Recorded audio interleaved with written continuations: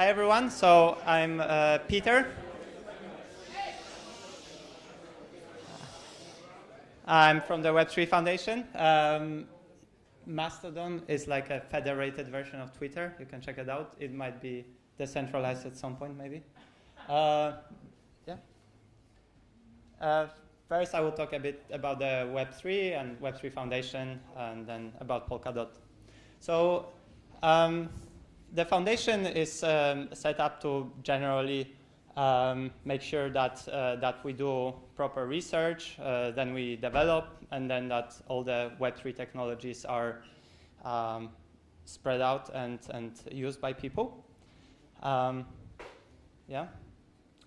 And what is Web3 and why would we need it, and why does the foundation want to do it? So currently, the systems in our society are getting more and more complex. More and more people are involved in the projects that we are building, and the way it has been solved currently was to have a few central hubs through which all the information goes. So if we wanted to connect to a lot of people, then we would go through a particular hub like Facebook or Google, or our government also collects us in a hub and let us work together in different ways. This has a number of different issues. So first of all, if there is an issue with the hub, then the interaction can be disturbed, or we can no longer do our job. So maybe, let's say, Equifax collects all of our credit data, and then there is some failure at Equifax, then all the credit data is gone. Or at the same time, those hubs have a lot of control over all their interaction that is being done. So Google can monetize maybe in the ways that are not beneficial to the overall community, all the interactions that are going through the hub. And another problem is that maybe there is nothing wrong going with the hub, which is most of the time. Gmail is very convenient, and all the services are very convenient and work most of the time. But for instance, let's say in the case of banks, there has to be a lot of oversight in order to make sure it doesn't go wrong. So there are the accounting firms that need to make sure that all the accounting is done right. There are the regulators that need to see that everything is done correctly. And this introduces a lot of bureaucracy and a lot of overhead in whatever is being done. So rather than this kind of just executing on its own, we have to kind of take a huge, lots of care to make sure that those hubs run correctly. So ideally, we would do away with those hubs. So we would have some sort of way to interact with many different people in an easy way and a robust way that doesn't rely and doesn't cause all those issues. That's a hard problem, but maybe we can try to tackle it. And Web3 is really about that, trying to get rid of some of those hubs, or maybe kind of change them so that we can all interact with each other. And really, Web3 can be the protocols that we need to make Web3 happen can be broken down into three different categories. So we need some way to interact with each other without having to trust each other. So maybe we want to set up some initial set of rules and then interact with each other according to this set of rules. So rather than going through a particular hub, do it kind of more directly between each other. We want to decouple the physical infrastructure that enables us to share the data between each other. So we don't want the infrastructure itself to control who the data goes to. So for instance, now Google or Amazon is holding the data in their physical silos, and they have also control where the data goes. But really, the data should be its own separate layer where we can distribute it according to what it is, rather to where it is physically located.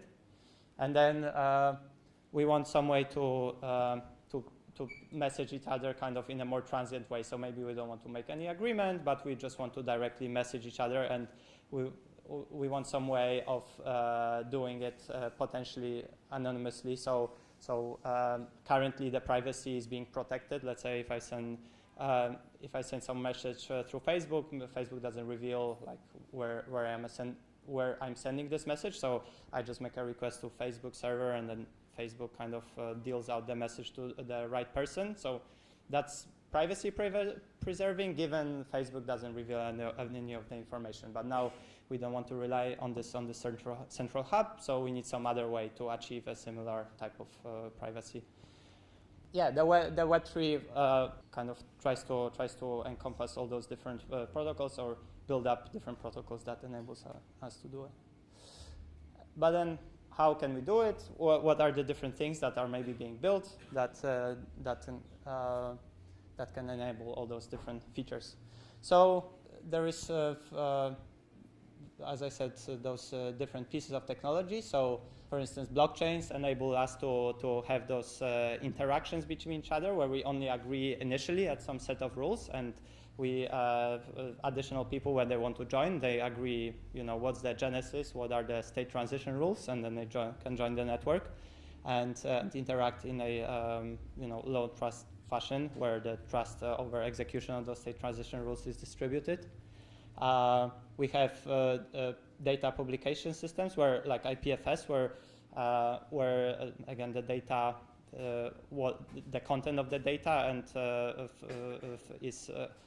or the data serving is decoupled from the physical infrastructure. So if I request the data, I request the content rather than requesting it from a particular source, that physical place that might have some sort of controls over if the data is distributed or not. There are messaging protocols that enables us to communicate. Whisper is kind of in its initial stages. There's Matrix that maybe can be distributed a bit more, but that's definitely a field that requires a lot more work. There is peer-to-peer networking, so all of those different things rely on having a kind of overlay on top of the current internet that is a peer-to-peer network. DevP2P that was developed for Ethereum is fairly specific, while libp2p is a much more general peer-to-peer protocol that will hopefully enable us to build more and more interesting decentralized protocols. And then we want to build some sort of crypto economic mechanisms that are on top of the whole thing, on top of the whole stack.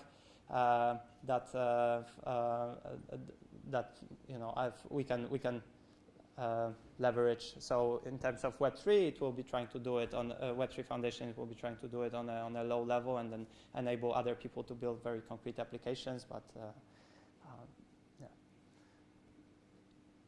And there is, of course, a lot of research to be done. So there is some stuff in cryptography. So cryptography enables us to authenticate ourselves, to have some privacy potentially, but also enables us to maybe improve scalability. There are interesting network dynamics, because not everything, the data is not flowing always from the people to the hub and out to the people. We need to figure out how to make the network work so that the data flows properly across it. There is some game theory and economics, because everything is not controlled by the hubs. We need to figure out how to make systems that regulate themselves. Governance. So right now, most of the hubs kind of are based on dictatorships. So basically, if Google thinks that a certain feature is good, then they can just introduce it, but it affects larger amount of users. But now, if we want to distribute it more, then we need to some way for this large amount of users to make decisions about whatever features are being introduced. So that's already a big problem in blockchains, where we don't have any good process for making decisions about what's being done. Consensus algorithms, so that's a little bit lower level, but we need to figure out what's the kind of one canonical version of truth that everyone agrees on, and we need to do it in an efficient manner. You could say that centralized hubs implement like kind of non-BFT consensus, because you have basically one primary or one person sitting in the middle and deciding what's the version of history. But now if you want to distribute it, it becomes a little bit more complicated how to do it fast. Policy, yeah, and a number of different things. So we need to make sure that there is basically not too much overload on us, just because we are moving into this new system. We don't want to get overwhelmed with the amount of information. We still want to make it usable and easy to use and so on. So really the foundation is set up to try to tackle all those problems and do research in all those problems. And in order to do that, we'll partner with a number of different types of groups. So there will be some research groups. So we want to work with some universities, find some postdoc posts or other stuff like that with core technology teams that will be building, implementing all those different protocols. And of course, the application builders will inform us how to build stuff, but also will, in the end, make it usable for everyone. And Foundation itself is also looking for contributors. So if you are interested in any of those, ping hello@web3.foundation. So yeah, we are looking for developers, researchers for sure, to work on those different problems, people that will educate people why it's needed and how we can make it, and yeah, people that help with community, as it has been very important with blockchains in general to have a good community. Yeah, now I'll talk more specifically about Polkadot. The Polkadot project started about a year ago with Gavin Wood. He was also involved in Ethereum as a CTO. He wrote a paper, Polkadot paper, and published it a year ago. And Polkadot really fits into as one of those kind of three sections that I was talking about. It fits as this kind of low trust interaction layer. So in this kind of blockchain realm. So we have the Web3 Foundation that I was talking a bit about, and the kind of ideas that are driving it. There is the Polkadot project, and there is Parity Technologies. So Parity Technologies is one of the first development partners for the Web3 Foundation that is working on the first implementation of Polkadot, but also we are looking at other partners that will be also working on Polkadot. Parity Technologies itself has one of the more popular Ethereum implementations and also a Bitcoin client, and is working on a number of different things. Maybe you use the client, the Parity client. Why do we need Polkadot, and what is it? So we see the phenomenon in blockchains in general. There is lots of different blockchains appearing. So there are public blockchains that have different characteristics, and there is private blockchains, consortium chains that people are trying to make. And why do they make all those blockchains? So some want to introduce some privacy features like Zcash. So wants to have, say that they can make smart contract verification easier, like Tezos. Some maybe might be like client friendly because they produce small proofs. Some are specialized to a particular domain. So maybe Iroha is specialized for enterprise, or maybe Waves is specialized for tokens. They have custom fee structure, so especially consortium chains, maybe they want to make one person pay more than another, and so on. So there's lots of different chains, and generally they try to kind of introduce either of the two things. So either they want to extend, so they want to kind of have some new functionality in the chain, or they want to improve scalability, so make the transactions cheaper and process more transactions. They are making all the new chains. They have different features. It's more scalable because we have new chains that are able to process even more transactions. But the issue is that first of all, if for instance Zcash was created, they had to get a whole new set of miners that would be securing that particular chain. They took away potentially from some of the Bitcoin security when they were trying to secure their own network. And the more chains we have, the more dispersed this security will be. And also with proof of stake, that will be the same. There is only a certain amount of capital that can secure all those different chains.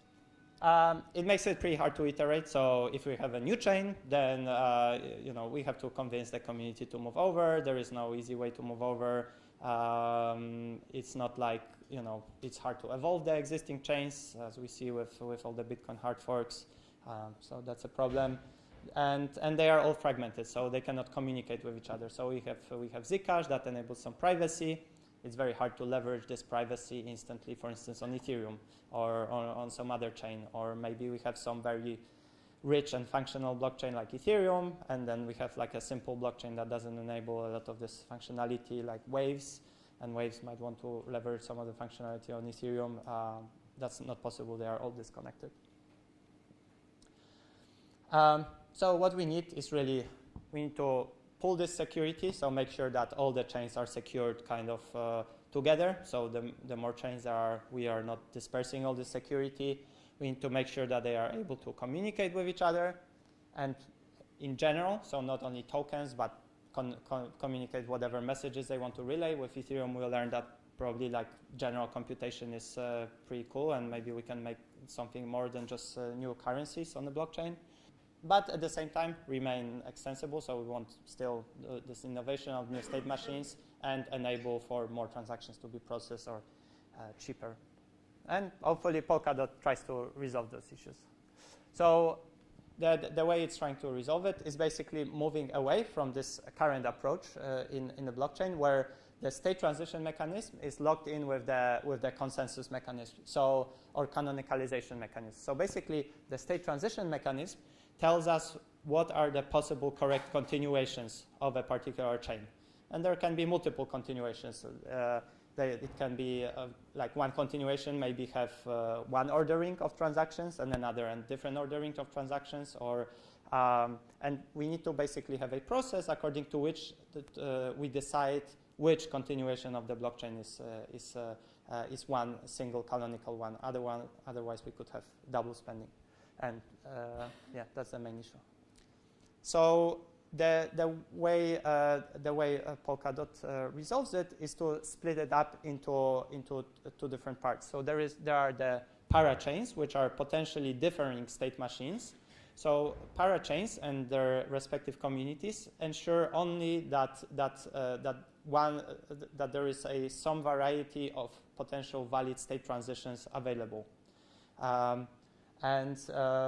And they can be completely different, those parachains. They can have different state transition machines, but they have to, the collators, that I will talk about later, need to ensure that there are valid state transitions. And then the other thing is the relay chain, which kind of sits in the middle, and what it provides, it ensures that there is only one state transition finalized or canonicalized from all the different parachains.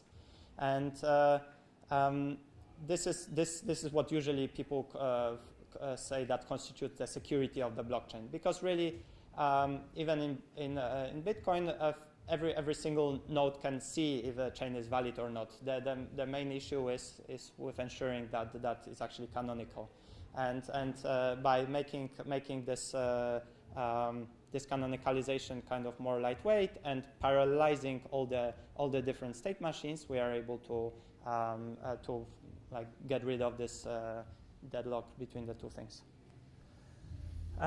So the relay chain, it only provides the consensus. It stores it has some governance functionality over whole network and stores the validation logic for all the different parachains, but only stores it. That doesn't have to execute all of the validation logic for the parachains. And yeah, and that's it. And the parachains are the actual things that provide any of the functionality. So they are kind of, you could say, full blockchains. So this is not, they can still work with some sort of off-chain solutions, but they are fully validated, which means they provide full security guarantees, not like sidechains or something like that. And then they can also be a kind of more independent bridge chains, which kind of connect, just enable communication. So if some chains don't want to rely on the Polkadot network for consensus, they can also just communicate with the Polkadot network. and similarly for bridge chains. So basically, you can have private networks that are completely separate. So let's say you can have if a bank wants to make a network, they can make a network, and then they can connect to the overall Polkadot network and communicate with it without having to compromise on any of their sovereignty or having to possess any of the cryptocurrency or any of the so they can kind of do it in a way that maybe doesn't expose them to any of the things that they might not want to be exposed in the crypto world. And that enables us to have lots of different chains. So all those different machines, so maybe like a Zcash state machine, Zcash-like state machine, or maybe Tezos-like state machine, or maybe Waves-like state machine, Ethereum-like, whatever. Maybe we can have some private chains. So Melonport is like an asset management company that builds like an asset management solution. They want to have their own parachain that has special characteristics that make it easy to use their parachain, or are specifically suited to a particular application, the parachain. And yeah, it can be new public chains, as I mentioned. So maybe Zcash, there was no real reason why they would make a new proof of work chain. Really, the functionality was on purely in the state machine level. Like the consensus was nothing that interesting. There are some existing chains that we could bridge to Polkadot, so that we could all connect together, and we could also bring some of the kind of legacy people that want to get in this space and potentially provide some useful service. We could still connect them to the Polkadot network. And as I said, we kind of, rather than distributing this security amongst multiple chains, so we pull it together, and we have this proof of stake system on the relay chain itself, while all the parachains run in parallel. And yeah, it enables all of them to interact. It's easier to experiment because we can make a new chain and then try it out, make it interact with all the existing applications that we have. If it's not very useful, then we can discard it. We don't have to argue if we should upgrade our own chain because we are connected to this new chain that we just made. We can keep our old chain legacy chain. If we think, for instance, we want Ethereum Classic and Ethereum, maybe we can split it up and link both of them together, and they can still live on the same network. We don't have to argue which one we should be using. And also, if we want to finally migrate once we experimented, then because of those trust-free transactions through because of the relay chain, we can then kind of move over all the assets, all the certifications, all the state that we want to a new chain, and then keep going there. I think if you look at the Polkadot.network, there is a light paper, and it kind of points out a few different applications. So, you can have some chains that is very well suited to oracles. I talked to someone from BBC before the talk, and that chain could be like very well suited to that particular use case, where the people that are providing oracles don't have to deal with any cryptocurrencies. They just provide data. And the chain has a state machine that just kind of enables them to charge for this data. And then you have another chain that potentially leverages data. You can have like a Zcash-like chain where you contribute anonymously to an ICO, even though maybe Ethereum will have its own ZK SNARKs, but for now, it could do that, and a bunch of other applications. So that's one particular one where someone is being certified, I think, by a bank consortium chain, and then issuing an asset on a Melonport parachain, and then doing all sorts of different things. It's not very beginner-friendly talk, I guess. Yeah, so how does it work a little bit more in detail quickly? So there are the validators, so they sit on the parachain. They are there to achieve consensus over on the relay chain. They are there to achieve consensus over the relay chain. And there is nominators, so those are basically parties that are figuring out who should be the validators. So because it's proof of stake, there's multiple validators kind of picking according to certain criteria, particular validators. The main kind of split is between the collators and the validators. So the collators are the ones that are kind of sitting on the network, a little bit like currently miners, collecting all the transactions, making blocks. But then, rather than achieving consensus amongst themselves, they send off the state transition proofs off to the validators, which then achieve consensus over a set of parachain blocks on different chains. So collator community is kind of each collator community acts in parallel on all the different chains, where there is this validator community that acts on the relay chain that then picks up the state transition proofs and achieves consensus over them. And this parallelization of collator communities is what makes it possible to have this variety of chains. Yeah, there have to be some economics or crypto economics of the whole thing, where validators and nominators get rewarded by the expansion of the native token of the relay chain, and also can be rewarded for any misbehavior reporting. So if you provide a proof of misbehavior or invalid state transition that has been finalized or voted on as valid, then you can get a reward as well. And then collators can be completely chain specific. So maybe on a particular chain there might be authorities that are acting just in the interest of a particular community. On some other chains, like maybe Ethereum, like parachain, there might be just collecting the transaction fees on that parachain. It's completely open what the incentivization is. It might not be even in any cryptocurrency, but dollars if you want. And they also can report other collators for providing invalid invalid state transition proofs.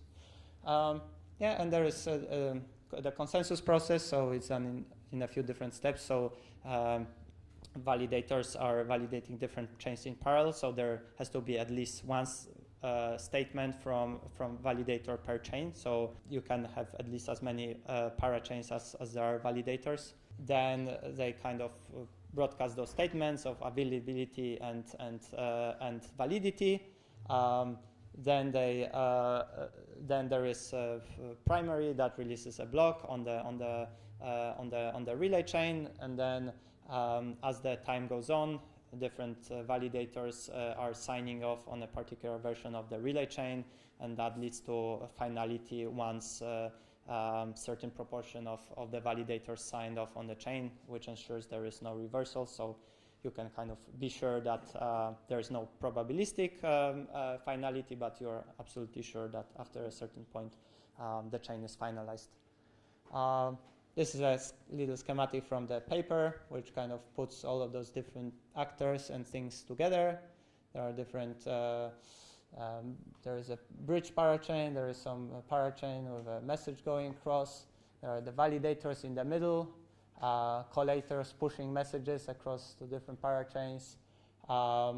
There is this fisherman, which is kind of folded into collators currently, the way it's being developed.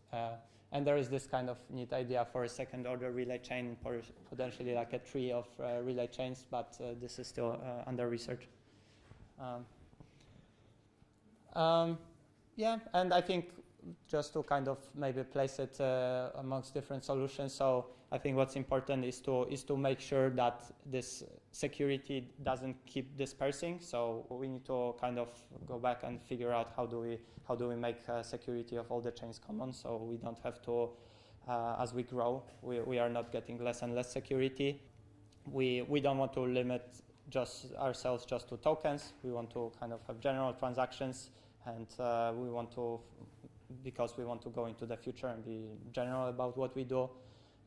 We don't want to trust any particular party to relay messages across chains, so there have been a few solutions where there has to be like a server, and then they are pushing transactions from one chain to another. We want to actually be sure that, for instance, if I instantiate a transaction here, and it's supposed to trigger something on another chain, and then that chain is supposed to trigger something on another chain, and it on another chain, we want to be sure that it happens. We don't want to maybe happen. It's a little bit like Ethereum. If an Ethereum smart contract calls another contract, then we know that this other contract will be executed and potentially return results or take some action. Or some other chains also lock us down to a particular state machine.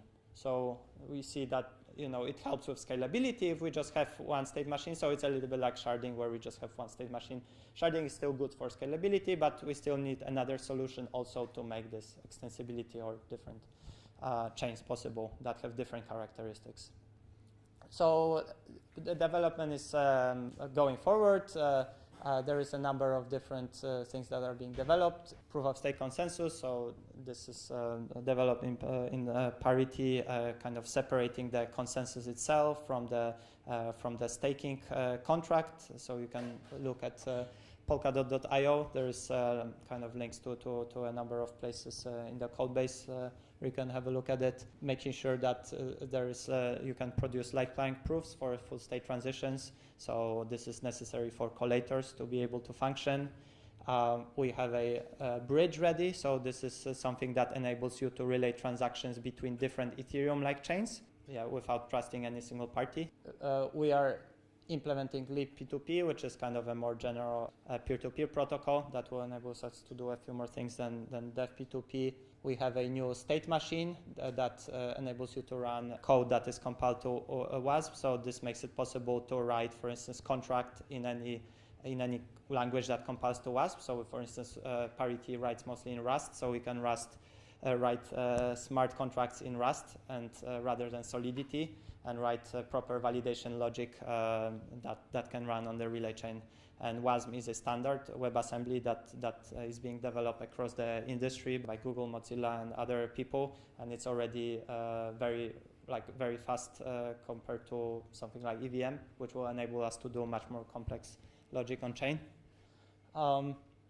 And generalizing over state machines. So we have this distinction, where we have pluggable engines, which are the consensus engines. So we can have different consensus engines, and also something called a machine, which is the state machine, and we can also plug in different machines. So if you are interested, you can look at the Parity code base, how that is done. And you can follow the development progress. So in different GitHub orgs, there is a chat on Gitter. So if you go to polkadot.io, there is a link to that. That's on the more technical side. Yeah, and then there is kind of more generally about the foundation and the network itself. So you can have a look at polkadot.network. There is a kind of light paper in addition to white paper, which is like kind of high-level explanation of stuff and a few examples of applications.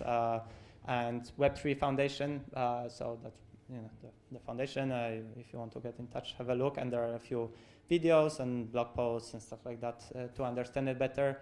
And we have a Riot channel, which is pretty active, well, at least recently. So check that out. And Riot is a cool kind of federated chat alternative to Slack. So recommend that. Thank you.